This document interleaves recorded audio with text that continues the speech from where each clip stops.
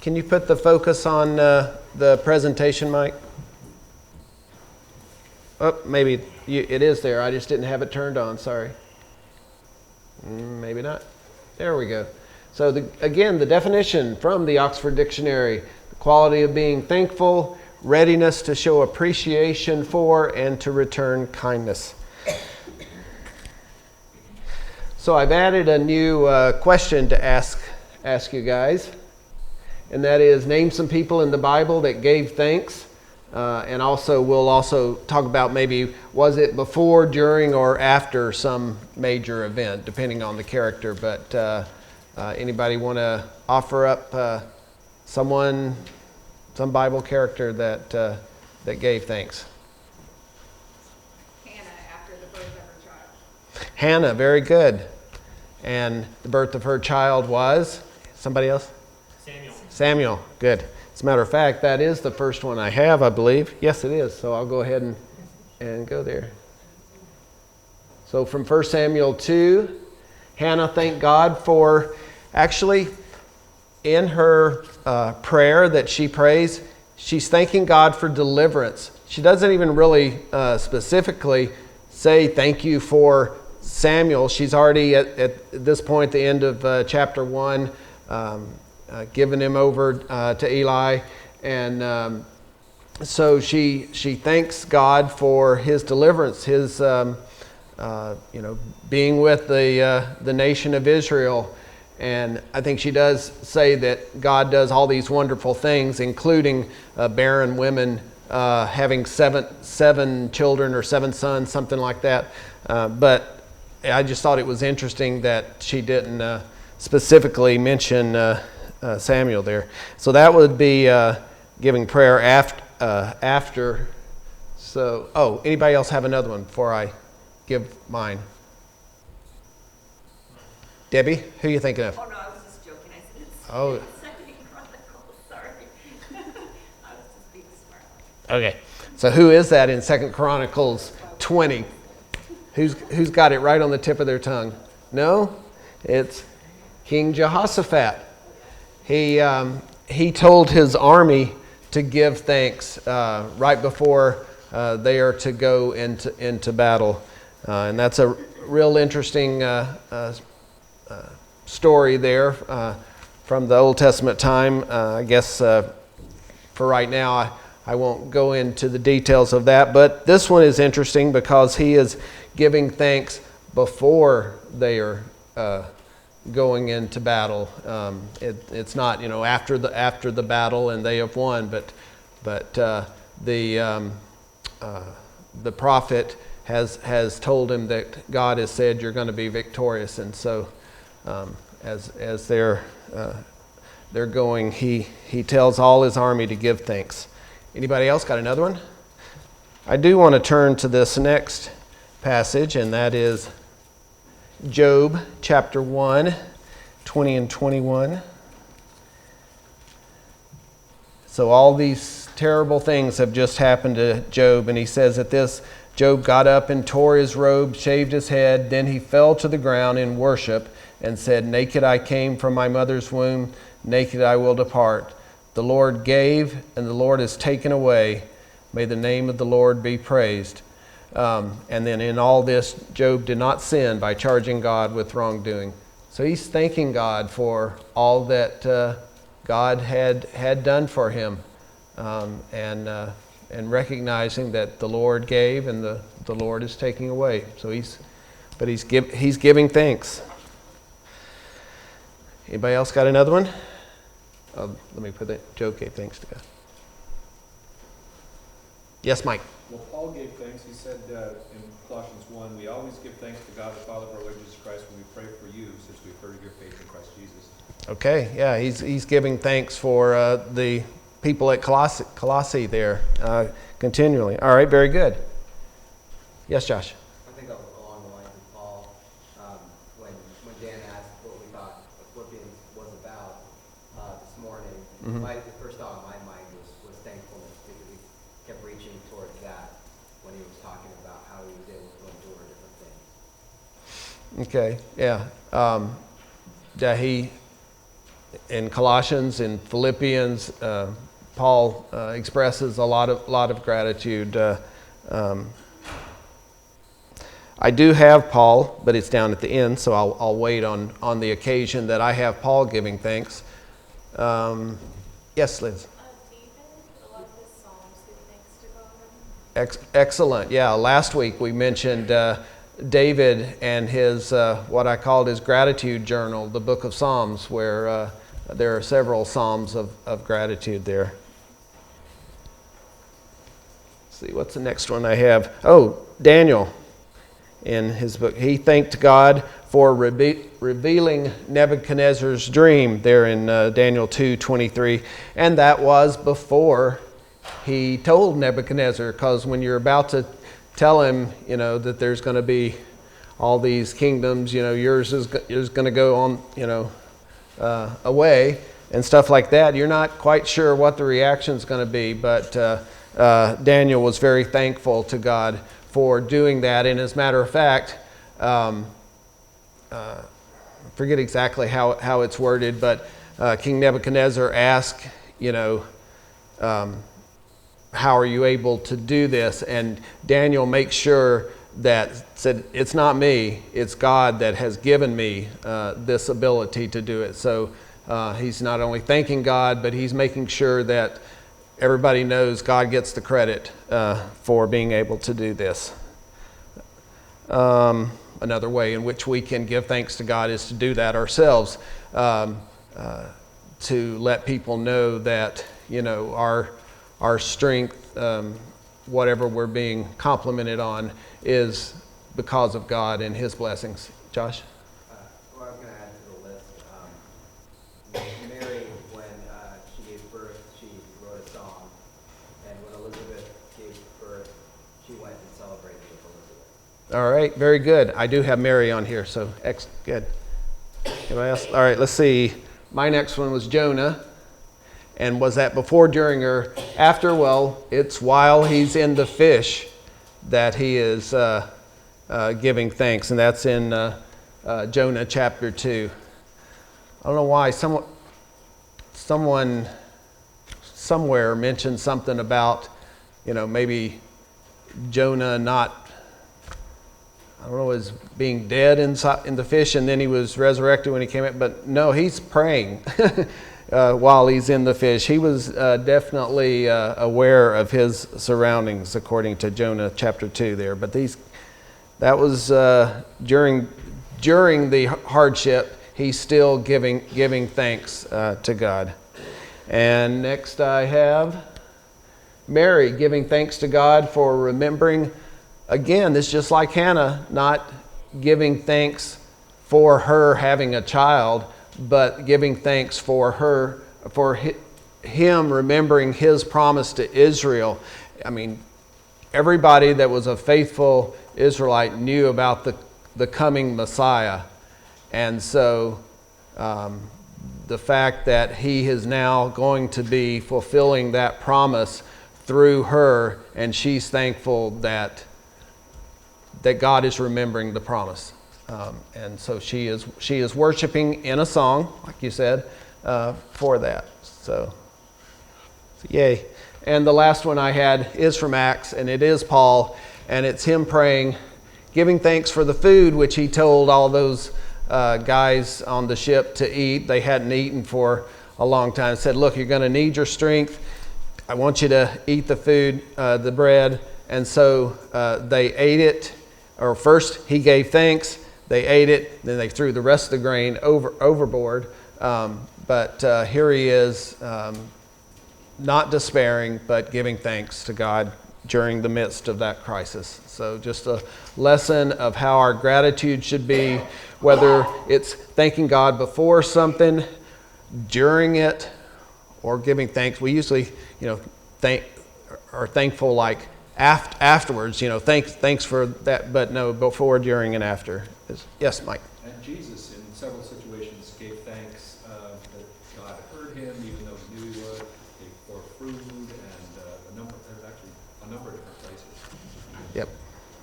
Mike's got it.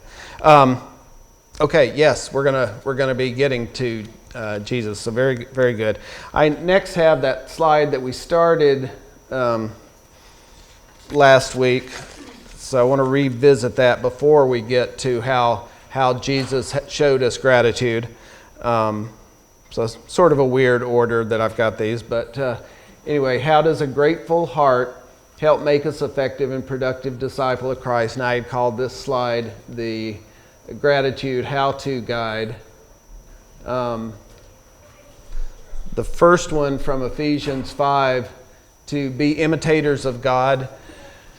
So in that one, I think it's in verse 4, where he is saying not to do all of these negative things, but okay, if you're not going to be like the world and not doing these negative things, what are you going to be doing instead of that?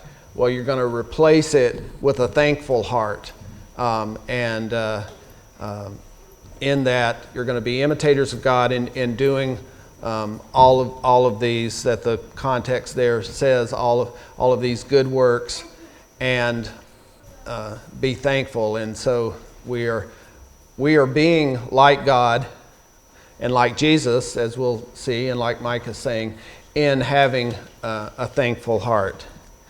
So that was where, and I mentioned this last time, where Paul was before Festus, and there he thanked Festus for the peace that they had during that time, and being able to live there in peace, and then he made his request. And so I'm just doing a practical kind of thing about gratitude, is that showing your thankfulness before making a request is a good order in which to do things. This was where the way I'd stated it, a spoken thanks is beneficial to others. That was, like Debbie pointed out last week, in the context of the spiritual gifts, but it's also true in the general sense of how stating your thanks, well, not only can it benefit the recipient of who you're stating the thanks to, but the others that hear of that as well. I had an example from last week. Last Sunday was when that fire happened in Snohomish, and so the little article had that the businesses, they had a spokesperson that was saying, in this terrible event that's happened, all our businesses there have just burned and everything. We're still very grateful for the outpouring of support and stuff like that for the community. And I was just thinking that, that's good that they state their appreciation for the support, and don't take it for granted or anything like that. So yeah, I thought that was a good lesson to learn about how to be grateful, is maybe a public recognition of that gratitude is a good thing. This is in 1 Thessalonians 1:2, that repetition is good. I forgot exactly what that one says. Let me see.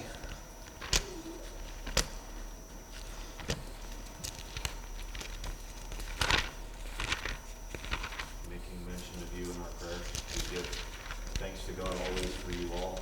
Making mention of you in our prayers. Okay. Yeah, and not just once is not enough. If you continually do that. So.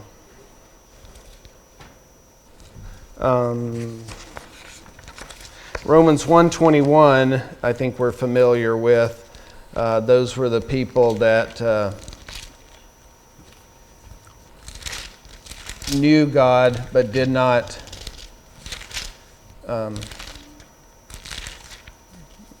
let's see.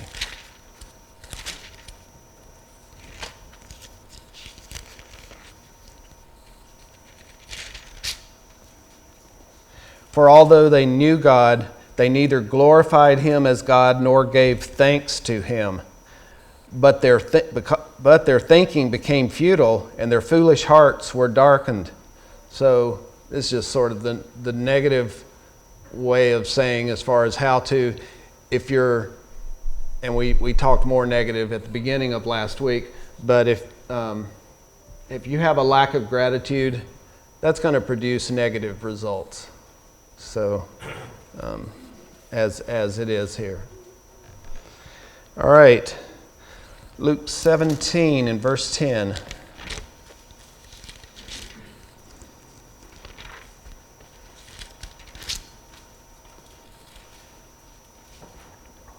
Says, "So you also, when you've done everything you were told to do, should say, 'We are unworthy servants, we've only done our duty.'" Jesus in there has said, if you have faith as small as a mustard seed, and then he said, suppose one of your servants plowing. So he's telling this story, but basically, an attitude of gratitude is not one of expecting to receive the gratitude, but of giving. As far as what we do, we shouldn't do it for the praise and that's thing and everything. We should just be doing it because that is what is expected of us. So, if you guys have any comments, I'm sort of rushing through this slide a little bit because I've got a lot more to talk about, but I did want to finish it since we started it last week. Hello. There we go. And then 2 Corinthians 9, 10 through 15. The thing I have there is that gratitude yields more gratitude. And we're gonna see that a lot here coming up in the next few topics that I'm talking about. But it specifically says,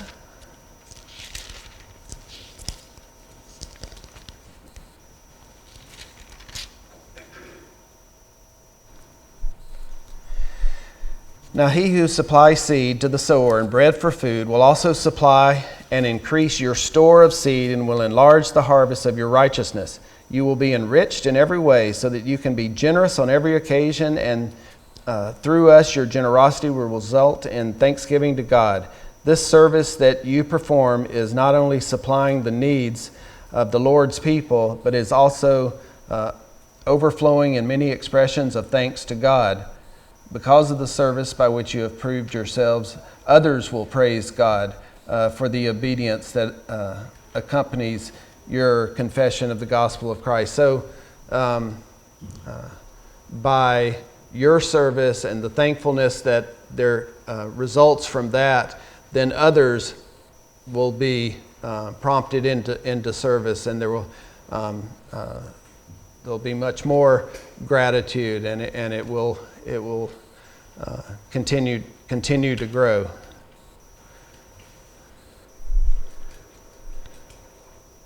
So how did Jesus demonstrate gratitude when he was on earth? And he did, just like Mike said. Well, when I started thinking about that, because it led me to think of something that you hear a lot about these days.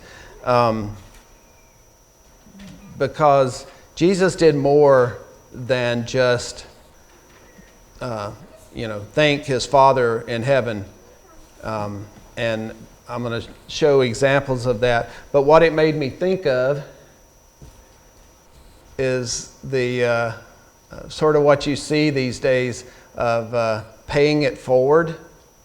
I think that was actually like early 2000, there was a movie, Pay It Forward. But anyway, here you see a scene. This, I think, was in a McDonald's drive-through. And so somebody, paid for the person behind's meal.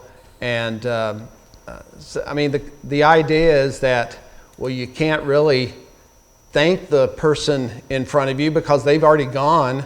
And so what are you going to do? Well, they then pay for the next person. So it's sort of a linear model here where you're paying back. But you're showing, if you remember that definition, you're showing your gratitude and your appreciation by doing it for others. You've received something, you're showing your gratitude to others. We sing a song, right, about the Sea of Galilee that receives things, and it then the Jordan River is formed, and that goes and helps to irrigate. Where'd I get that word? Irrigate other lands. But what does the Dead Sea do? It just takes everything in. So that's hardly being grateful. Is just everything you received. Okay, good, great. And you don't do anything with that, but that's pretty much what happened to what the Dead Sea does, and what's happening to it. Well, it's drying up. So anyway, this pay it forward is kind of what I wanted to talk about. So and places where Jesus did that. Well, when Jesus was on this earth, God took care of him, right? And so Jesus would pray and thank his Father for taking care of him. But he didn't leave it there. He taught the people here in the Sermon on the Mount in this passage that God would take care of him. To do not worry is what these verses are talking about, that God will take care of you and we don't have to be anxious and that sort of thing. So I just thought that was interesting that Jesus is thankful and he's sharing to others this knowledge of his Father. Let's see. Let me get to there. Oh, this is an interesting passage. Randy, you want to turn to John 11, 41, 42? Sure. I need to stop talking so much and let other people participate. John 11, 42. 41 and 42, I believe. Then they took away the stone from the place where the dead man was lying. And Jesus lifted up his eyes and said, Father, I thank you that you have heard me. And I know that you always hear me, but because of the people who are standing by, I said this, that they may believe that you sent me. Okay, obviously this is at the raising of Lazarus, and he's using this opportunity here to make sure that people understand that God had sent him, and that God listened to him, and from that they could know that he was from God and to listen to him. So another teaching method opportunity going on here, I guess, and his way of showing gratitude to his Father is letting everyone know. And then now we're going to start getting into some of the places where Jesus gave thanks. One of them was before the food when he fed the 5,000. So not only is he giving thanks for the food, but what does he do? He turns around and makes it in abundance for everyone. That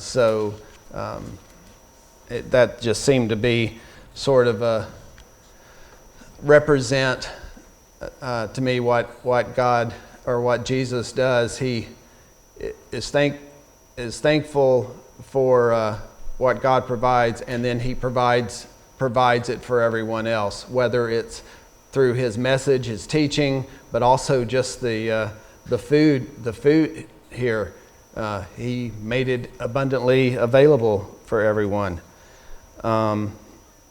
Yeah, that one's interesting because when we think about gratitude, usually you think about being thankful as the receiver of in this story, if you were just to tell the story and ask, like, who should be thankful? Well, the 5,000 should be thankful that they were out here and got magically, quote, fed. Yep. It was a miracle how they got fed, and so it is appropriate that they should be. But Jesus was grateful to God, who's the true source of everything. Exactly. That shows that extra step as a Christian of gratitude. Even the provider is grateful because everything comes from God. So even if you're the one helping someone in need, you are thankful to God, and they might be thankful to you, but you're pointing them to God. Yep. Yes. All right. Very good. Thank you. So another time Jesus gave thanks, this time in the upper room with his disciples. He's giving thanks right before he knows what's going to happen, and that's he gave thanks for the food, and then he gave his life for us. So again, here is him doing what Maddie said, giving thanks to the source, and then ready to offer his life as a sacrifice for everyone.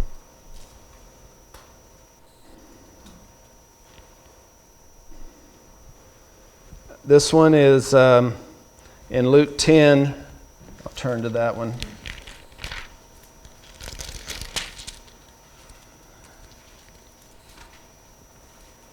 Here he says, 21, at the time Jesus, full of joy through the Holy Spirit, said, I praise you, Father, Lord of heaven and earth, because you have hidden these things from the wise and learned, and revealed them to little children. Yes, Father, for this is what you were pleased to do. So kind of two things he's thoughtful for here. Here I mentioned sort of the first part to me. He's giving thanks for those that rejected, because that is able to accomplish God's will.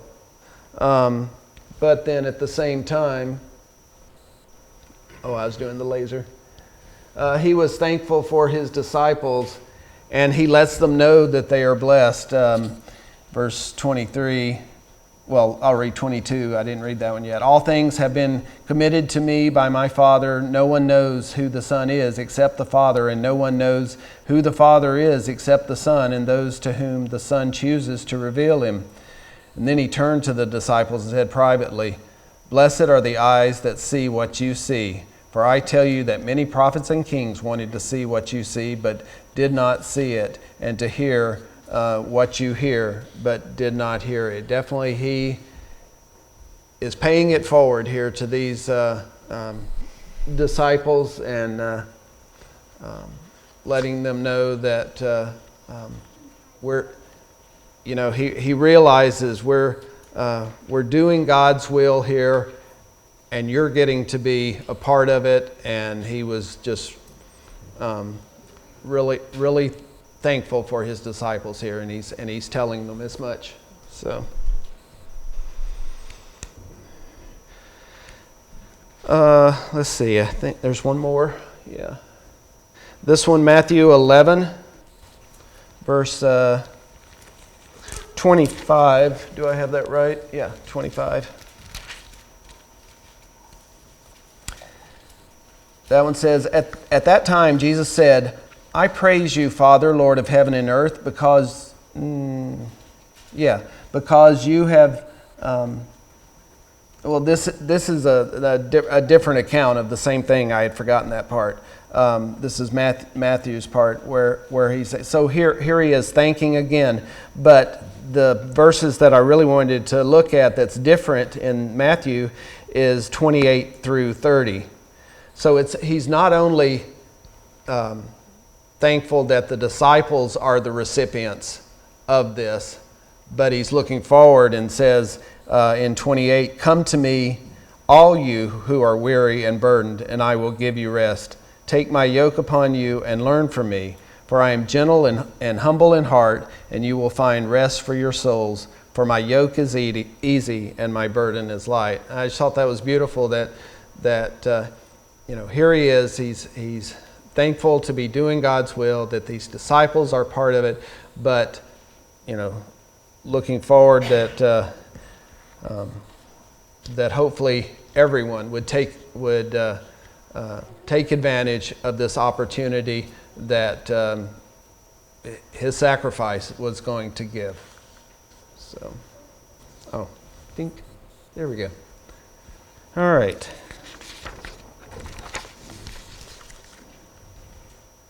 Moving on. How can we show gratitude by paying it forward? All right, so let's start applying it to ourselves. We've looked at stories of gratitude by different Bible characters. We've looked at Jesus. We did a little how-to guide on some things we should think about with gratitude. But I found that and I like that. Shows that by our being thankful and for what we have received, and then paying it forward to others, then how that gratitude will spread. And so I think, what I've appreciated from this lesson is just how much more gratitude is than saying thank you. It's, as the definition said back earlier, the showing appreciation and ready to repay.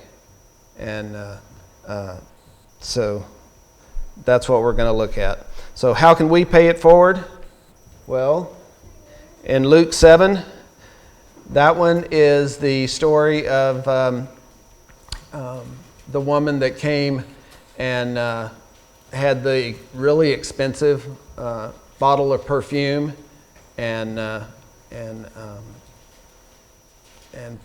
poured it on Jesus, and she was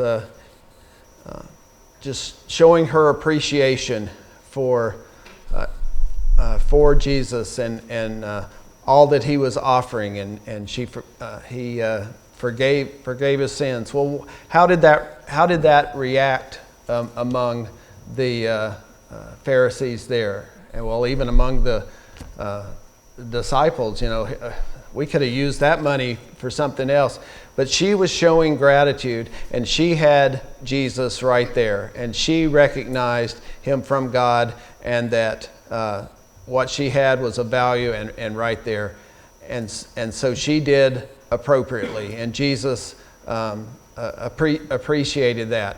So the only point I'm making here is, how can we pay it forward? Well, Jesus is no longer here on earth, so we can't thank Jesus personally. we can't repay him in a personal manner. I mean, it's a simple thought, but anyway, I guess so it's so simple that I even wanted to show it again.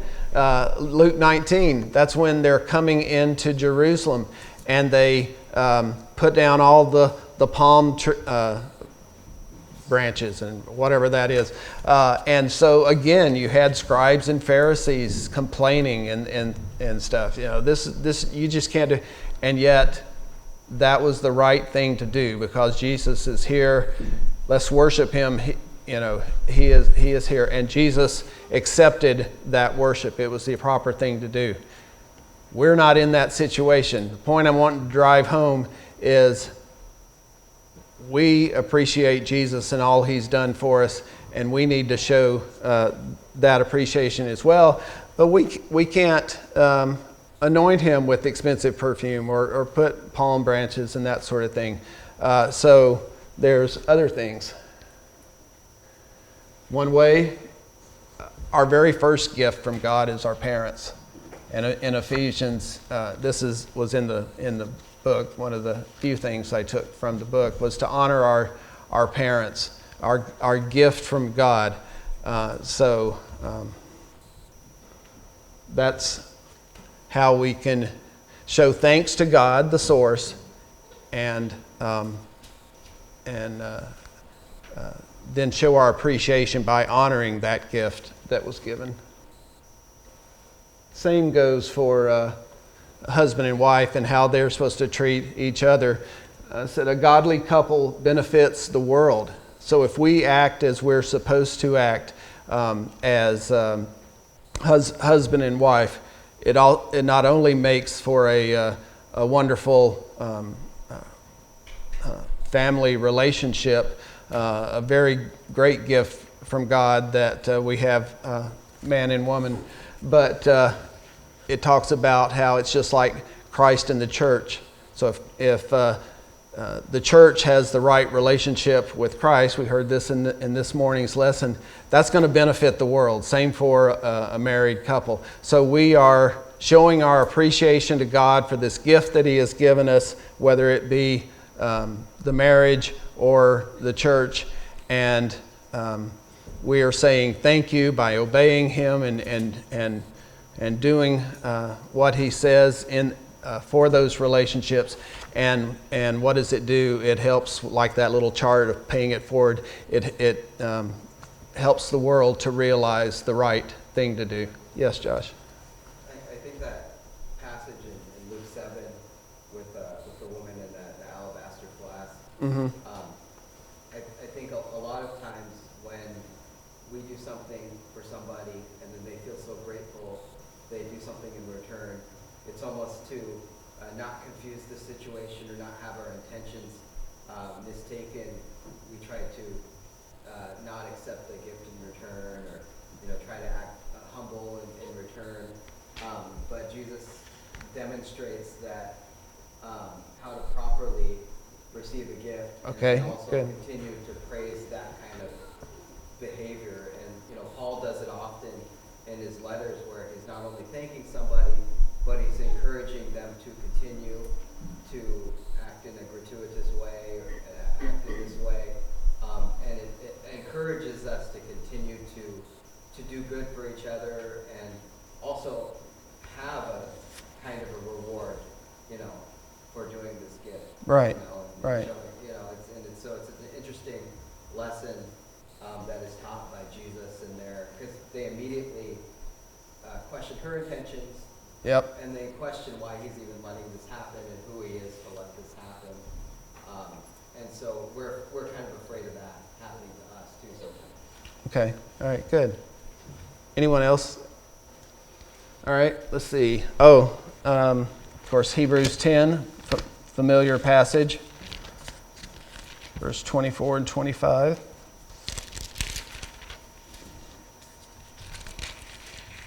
Says, "Let us consider how we may spur one another on toward love and good deeds, not giving up meeting together, as some are in the habit of doing, but encouraging one another, and all the more as you see the day approaching." So,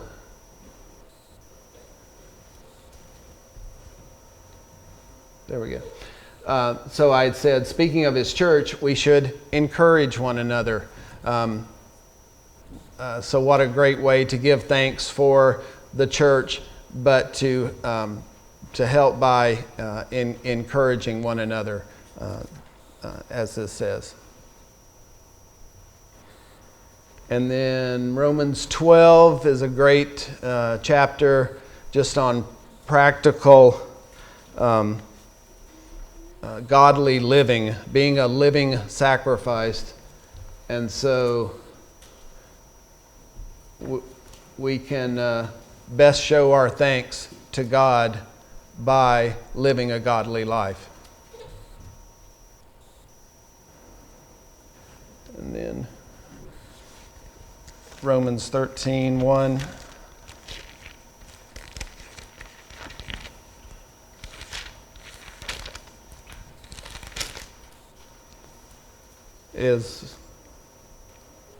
I just went out because we've been talking about the family relationship in the church, but even amongst the world, and I could list lots of other things, but here, just the final one I said, obey the authorities that exist.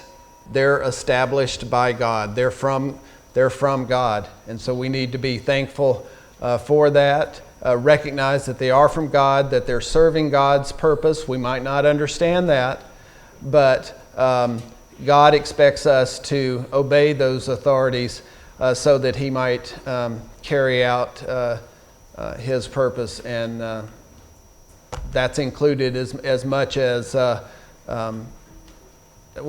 first of all, it's us reflecting on God by our obeying these authorities. So the world, can't say anything about us when we're trying to obey God, and so there's that. All right. So 4 minutes, and in conclusion, that's pretty good. I turn to, and if everybody would turn to this passage, Matthew 25.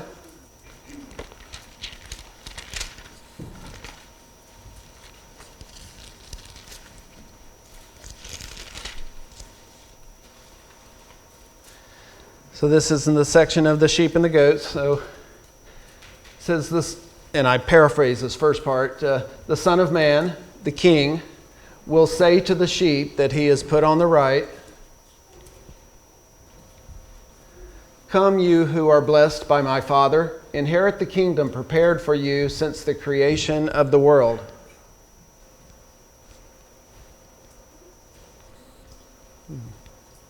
For I was hungry, and you gave me something to eat. I was thirsty, you gave me something to drink.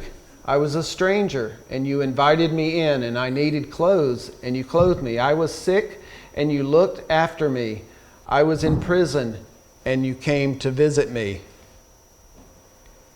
And think about what we've been talking about paying it forward, and how we, are giving thanks to Christ for what he has done for us. But he's not here on earth. How are we doing that? And so then the righteous will answer him, "Lord, when did we see you hungry and feed you, or thirsty and give you something to drink? When did we see you a stranger and invite you in, or need clothes and clothe you? When did we see you sick or in prison or go to visit you?" And the king will reply, "Truly I tell you, whatever you did for one of the least of these brothers and sisters of mine, you did for me." So that's showing true gratitude for what God has done for us, is to do what this is talking about right here. And I do have one more passage. Oh, there's that. First of all, that's how we can just begin to show our gratitude for God's love toward us. So the next lesson is, in the book. Actually, the next lesson is going to be Luca doing humility. We're going to step back. But in the book, in the progression of things, the next topic that he talks about is love, coming after gratitude. So I'm making a point here. I said our next lesson in the book is love. We use an expression that we owe a debt of gratitude. We show appreciation to God for his love toward us when we pay it forward and love one another. And there's a passage that says, "Let no debt remain outstanding except the continuing debt to love one another, for whoever loves others has fulfilled the law." Romans 13 and verse 8. So that's what I had on gratitude. Anybody have any closing thoughts before we end? All right. I didn't call for as much participation tonight, I did ask for a few questions, but you guys did wonderful last week, and I appreciate that, and I appreciate your kind listening tonight. So hope it was a good class for you.